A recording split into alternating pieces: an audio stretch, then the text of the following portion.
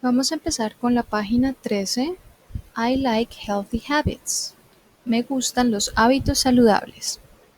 Yo voy a leer en español y después en inglés para que ustedes entiendan lo que yo estoy diciendo y relacionen las palabras en inglés cuando ya han escuchado en español. Entonces, healthy habits do not consist of only eating healthy food. It also means doing exercises regularly, eating healthy, and getting enough rest every day. Healthy habits are important for every person. Los hábitos saludables no consisten en solo comer comida saludable. También significa hacer ejercicios regularmente, comer saludablemente y tomar suficiente descanso todos los días.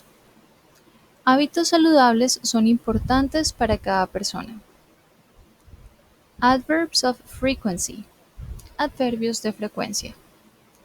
Tell us how often an action takes place. Study the following words with the percentages.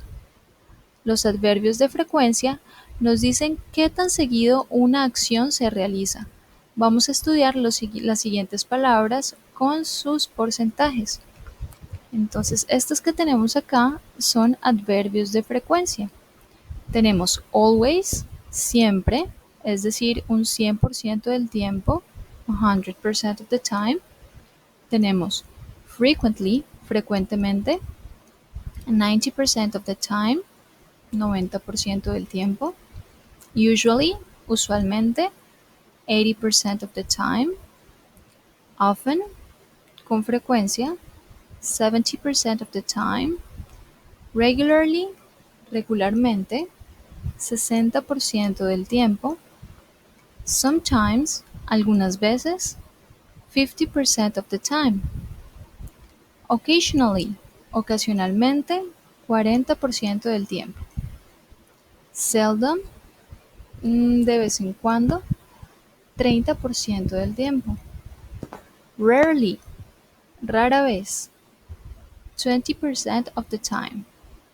Almost never, casi nunca, 10% of the time. Hardly ever, también es casi nunca pero con menos probabilidades, 5% of the time. And never, nunca, 0% of the time. Jamás, jamás. Piensa con qué frecuencia vas al colegio, con qué frecuencia montas bici, con qué frecuencia juegas con tus amiguitos. Always, rarely, socialízalo con tu familia.